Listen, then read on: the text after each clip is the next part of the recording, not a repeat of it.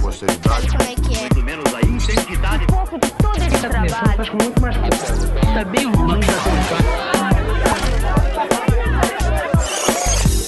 Salve, salve, galera! Eu estou aqui na Casa de Pedra, o maior centro de escalada da América Latina, porque o nosso convidado tem muito a ver com isso. Ele é o mais jovem talento das escaladas a escalar o Everest, é isso mesmo. Carlos Santalena, brigadão, Carlos. Obrigado você pelo convite e tamo junto. Tamo junto.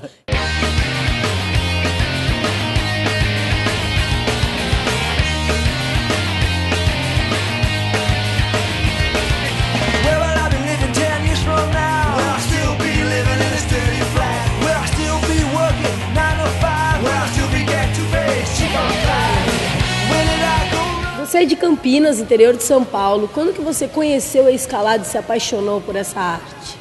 Bom, foi através de um curso de escalada em rocha, como eu estava comentando com você, né? Esse curso foi em 2004. Esse foi o primeiro contato que eu tive com a escalada. Na época, essa empresa, que hoje inclusive eu sou sócio, tinha uma parede muito parecida com essa na cidade de Campinas. E eu treinava nessa parede de escalada indoor, né? Mas o que eu mais gostava mesmo era de ir para a rocha nos finais de semana. E eu era muito jovem, claro, deveria ter 15 anos nessa época, 16 anos, então era um pouco difícil de eu ir até a rocha, porque não tinha carro, aquela mobilidade toda.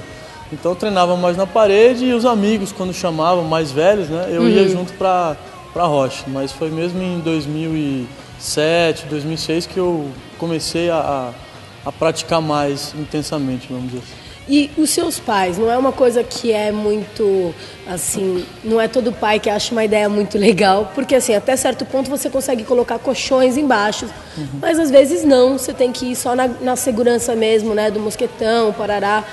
Como que é? Teve apoio familiar para esse desenvolvimento desse esporte para você na sua casa? Eu sempre tive apoio, a minha família nunca conheceu muito sobre o esporte também. Melhor! Então, por conta disso, eles não se preocupavam tanto, mas depois de um certo tempo, quando eu fui para o Everest, justamente que era algo um pouco mais perigoso, claro, ficaram muito apreensivos, mas hoje em dia eu trabalho com isso, levo pessoas, então acho que eles já acostumaram, né, irmãs e familiares com esse processo de ir e voltar sempre, né? Eu sempre disse para eles que eu vou voltar, e esse é sempre o meu objetivo. A gente diz que o cume é a nossa casa, né? Quando a gente sobe tudo, desce, chega em casa, fez o cume.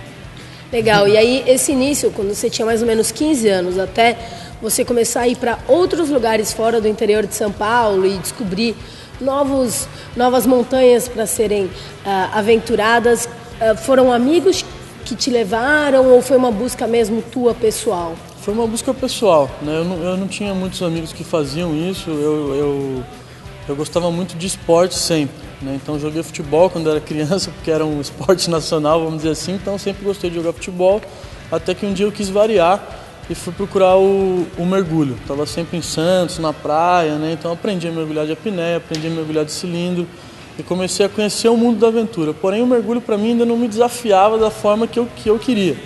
Aí eu fui buscar algo mais, e esse algo mais foi a escalada. E quando eu encontrei a escalada, eu encontrei um esporte bem completo, depois de tudo que eu já havia praticado, skate, mergulho, futebol, esporte coletivo, individual, né? Então a escalada para mim hoje é o mais completo, né? Que mexe tanto com o seu lado físico, psicológico, eu digo, né? E até um lado transpessoal, vamos dizer assim, né? Porque as montanhas altas exigem que a gente faça coisas que até a gente duvida, né? Então a gente é obrigado a se superar.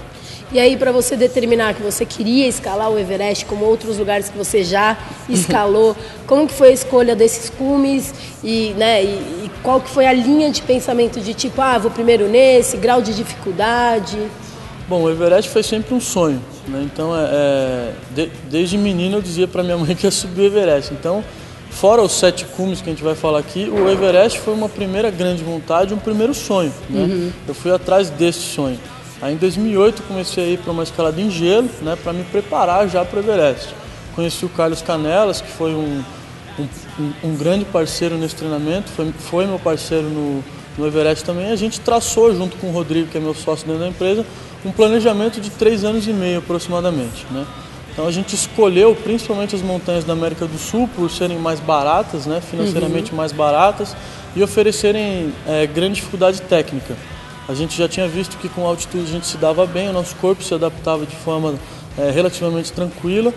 Então a gente partiu para um treinamento mais técnico. Aí fomos à Bolívia, traçamos montanhas de 5.200, como Tarija, 5.400, que é o Pequeno Alpamayo. Fizemos Huayna Potosí por 3 vezes, a 6.088. Aí fomos para o Aconcagua, onde a gente fez 3 vezes o cume, né? Fomos para o Equador, onde tem o maior vulcão ativo do planeta, que é o Cotopaxi. Fizemos a América do Sul quase que por completa em grandes montanhas, escolhendo os grandes glaciares, né? Então foram 3 anos de empreitada, vamos dizer assim, em montanha. Você passou alguma situação meio assim, que você nem esperava e que foi difícil lidar nesse início? A gente sempre passa por essas situações, né? Não tem como falar que não passou. No meu caso foi com esse grande parceiro, que é o Canelas. A gente teve em 2009, 2010 no Aconcagua, né? Foi a nossa primeira tentativa lá. Eu já tinha um grupo, qual eu era responsável também. Ele era uma das pessoas, mas um dos únicos que chegou até os 6.600 metros. Quando ele olhou para mim e disse: ó, Carlos, eu não consigo enxergar direito mais, né? A gente estava muito longe já do último acampamento. Falei: ah, como não consegue enxergar, né? Deixa eu ver os seus olhos. Aí no que ele abaixou o óculos, eu vi praticamente tudo branco, não enxergava a menina dos olhos dele. Falei: puxa vida, né? Alguma coisa muito grave está acontecendo. Cara? Falei: então vamos descer. A gente tomou a decisão de descer da montanha. Ele praticamente amparado pela gente, né? Porque ele não conseguia enxergar direito. E acabou perdendo as 2 unhas de tanta pedra que ele chutou no meio do caminho sem poder enxergar. Chegou no último acampamento praticamente cegueta, né? E a gente por rádio, contactando médicos e tudo para saber se isso era alguma coisa comum. Eu já tinha lido de congelamento e o que ele teve foi um congelamento mesmo, né? Não foi nada muito grave, porque a gente evacuou a montanha rápido, né? A gente saiu da montanha o mais rápido possível. Fomos todos solidários, ou seja, ninguém quis ter a pretensão de subir naquela situação, continuar subindo, né? No momento exato a gente tomou a decisão de descer e ir embora. E chegando no campo base, com uma compressa e com mais um dia de descanso, ele começou a recobrar a visão, né? Ou seja, começou a descongelar. Então, assim, não foi nada grave, mas poderia ter sido. Mas hoje em dia ele está enxergando bem? Hoje em dia ele enxerga bem, contactou especialistas, médicos e tudo, e descobriu que ele tem uma sensibilidade maior, né? Ou seja, para esse congelamento na retina. Então, ele passou a utilizar mais os goggles, que a gente fala que são as máscaras vedadas, e aposentou os óculos comuns de montanha, que são bons também, mas para os olhos dele que são mais sensíveis é melhor usar um Google.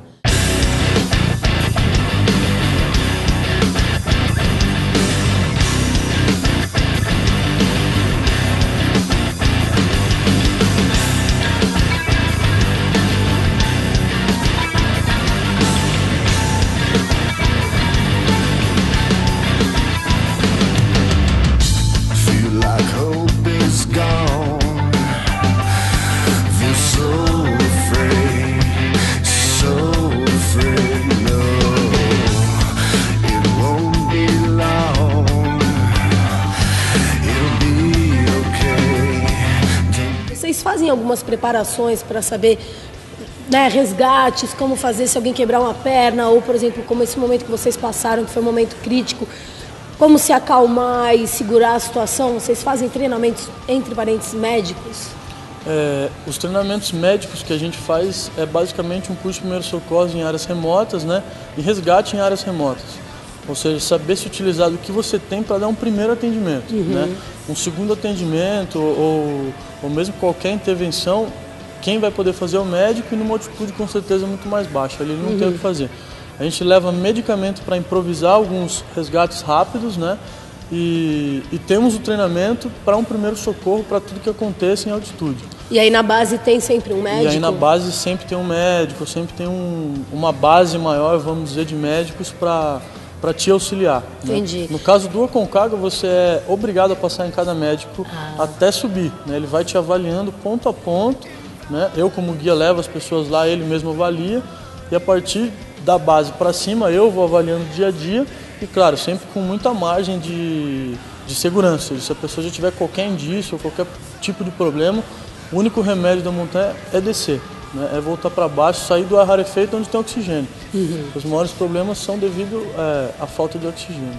Alimentação, não tanto, digo, na tua preparação, no dia a dia, mas como que é a alimentação na montanha? Porque às vezes você pega coisas que você vai fazer o cume num dia inteiro, sobe e desce, mas às vezes não, às vezes você tem que dormir no meio da montanha e tudo mais.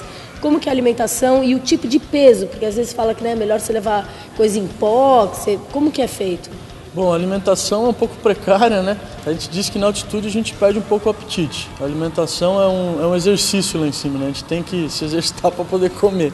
É uma tarefa difícil, mas a gente utiliza alimentos liofilizados, né? Hoje a gente tem uma produtora nacional que chama Lio Foods. Ela faz esse tipo de produto... O que é liofilizado? É desidratado, né? Então é um arroz, um feijão, estrogonofe, qualquer tipo de comida brasileira bem desidratada, seca, vamos dizer assim, compacta e leve. Tipo, né? Então, hidrolisado. Isso, você só põe água e pronto, né? Ela vira comida natural. O grande lance é que a gente não tem tanto apetite, então a gente não come muito, mas o que a gente leva são essas comidas que são muito mais leves que as comidas convencionais, né? Para a gente levar uma lata seria muito mais pesado, ou para a gente levar um pedaço de carne, então nem se fala. E os gels vocês usam também? Isso, esse gel de carboidrato que o pessoal hoje usa bastante, a gente também utiliza mais para o dia de cume, né? Ou seja, até o dia de cume a gente consegue parar, cozinhar, se hidratar, tomar chá, etc. Em dia de cume é mais difícil e você tem menos apetite ainda. Aí que entram esses suplementos, vamos dizer, que é o gel de carboidrato, são as barras de proteína, né? E tudo mais. E a gente costuma usar mais raramente. Eu particularmente não gosto, porque você precisa ingerir muita água com ele também. Ele costuma desidratar bastante. E um problema que a gente tem em altitude já é a desidratação. Então a gente, tomando muito gel, a gente é obrigado a se hidratar ainda mais, o que é mais difícil. Então eu evito um pouco o gel de carboidrato por esse motivo, né? E como que vocês levam a água lá para cima, principalmente em lugares onde são gelados, que a água vira gelo? Lá a gente tem que derreter o gelo, né? Como ela disse bem. Lá em cima a gente não tem água, é só em estado sólido, então a gente leva piquetas e pás, quebra esse gelo, tira grandes pedaços e começa a fervê-lo, né? Até ele virar água, vamos dizer. A gente precisa coar essa água, a gente não imagina o quão sujo pode ser um pedaço de gelo, um pedaço de neve, pode ter uma bactéria milenar lá que a gente não conhece, ele está derretendo naquele instante, né? Então a gente ferve bastante, o que não é possível em altitude também, porque a coluna de ar é menor, então o ponto de fervura é mais baixo, mas a gente ferve o máximo que a gente pode essa água até formar, vamos dizer, 3 a 4 litros de água por pessoa por dia.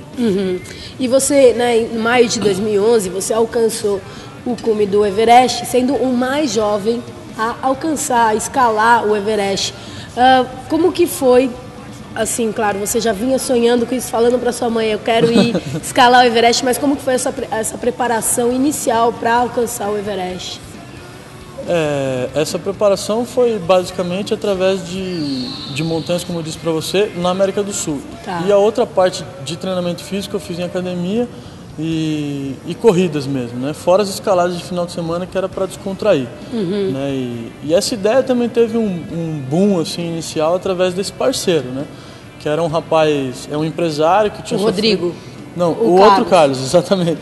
Ele é um empresário que tinha sofrido um grande acidente no braço e na mesma cirurgia ele disse para o médico que ia para o Everest. E aí contactou a gente em Campinas para buscar as melhores formas operacionais para fazer aquilo. Então... Só fazendo um adendo aqui para vocês, o Carlos tem também uma agência de turismo que leva as pessoas para fazer escalada. Então, por isso que o outro Carlos veio procurar ele, para eles fazerem junto esse treinamento. Exatamente. Então, aí, quando ele veio, e o Rodrigo conversando com ele, que tinha muito mais experiência do que eu, né? Dizendo que era possível e etc., e que com 3 anos de treinamento ele poderia chegar lá, eu refleti e falei, mas eu já estou escalando faz uns 4 anos em rocha, já faço bastante coisa, se ele pode, eu também posso, basta eu acompanhá-lo, né?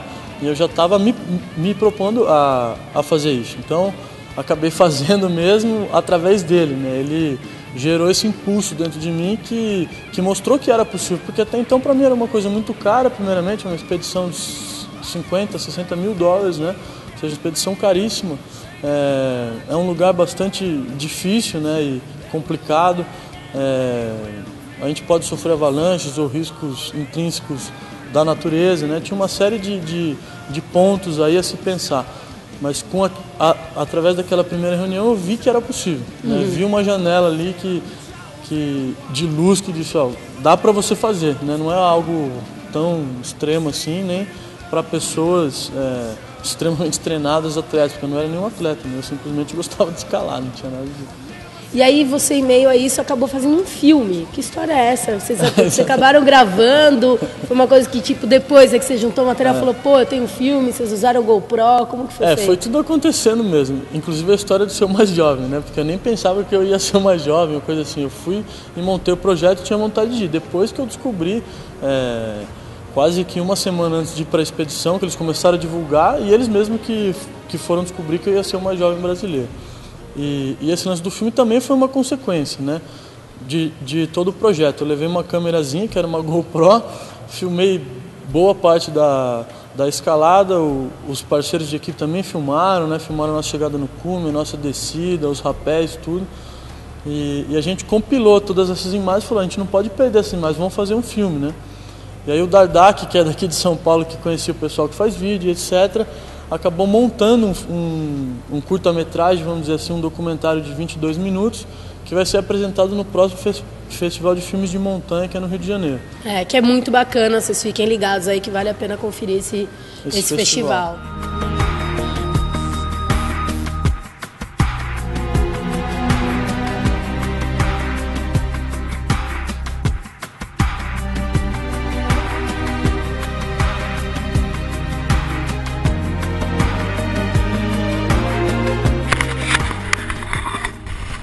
Aqui no campo 4, 7 de maio de 2011, o pau quebrando e os caras chegando no cume. Aê!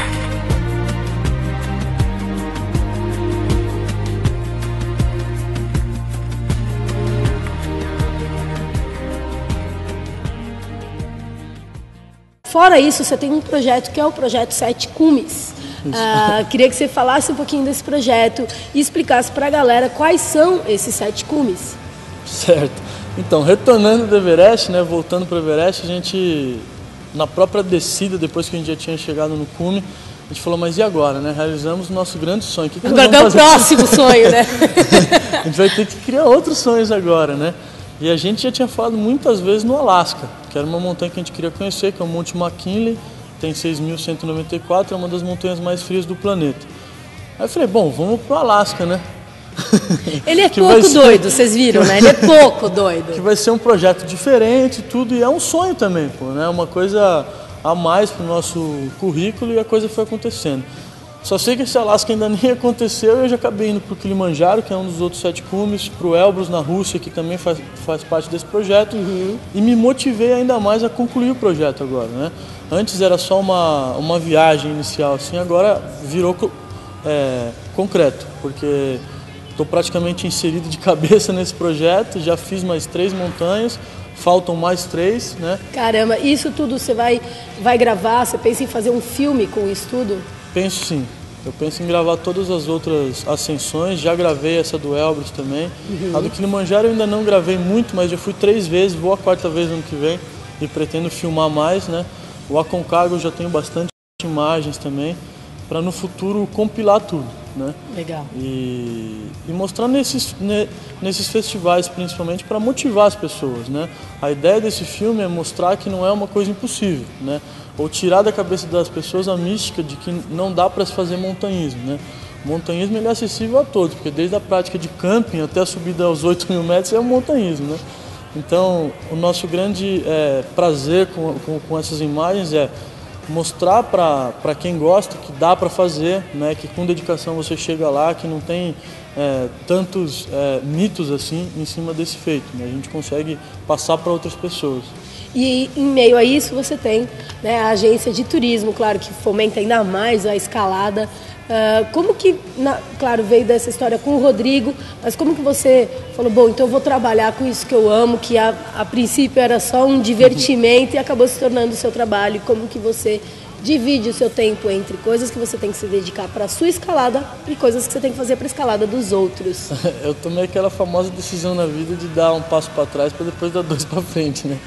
Eu fui para a Grade Six, que é a minha empresa hoje, para ganhar menos do que eu ganhava na época trabalhando na área de educação física. Eu sou formado em educação física, trabalhava em academia, com treinamentos e trabalhei também bastante com yoga.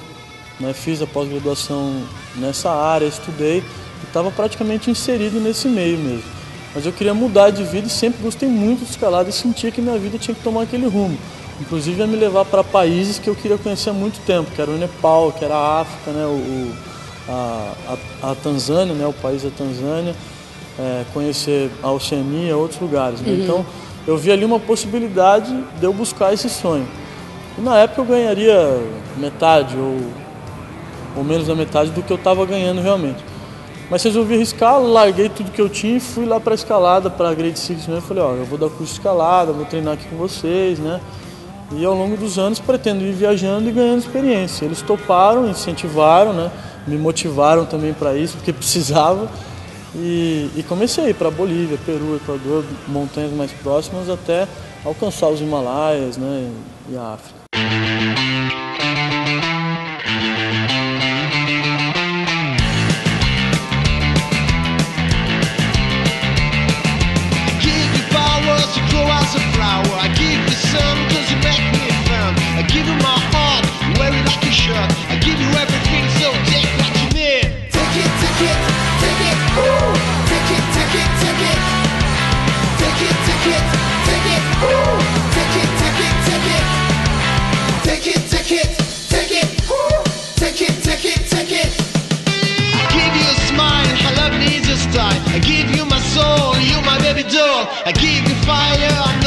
Santalena, você tem a escolinha não, tem a agência de turismo, mas se alguém que nunca praticou falou, eu tenho vontade de um dia praticar ou mesmo escalar um cume, nem que seja pequeno, como que eles fazem para te contactar na tua agência? Hoje é www.grade6, né, o número 6.com.br. Esse é o site da minha agência. A gente tem desde cursos de escalada em rocha, saídas por Itatiaia, Agulhas Negras, né? Esses lugares mais próximos aqui no Brasil, até o trekking Campo Base Everest. Legal, mantenha a gente informado, traga esses filmes pra gente quando você finalizar eles, porque a gente vai querer muito acompanhar essa sua empreitada, porque ele tem 26 anos de idade, é um moleque novo ainda, cheio de gás, vai poder ainda levar o nome do Brasil muito longe. Brigadão, Carlos, boa sorte aí, porque o negócio é punk, né? Obrigado a atenção de todos os ouvintes aí também, né? Telespectadores, na verdade.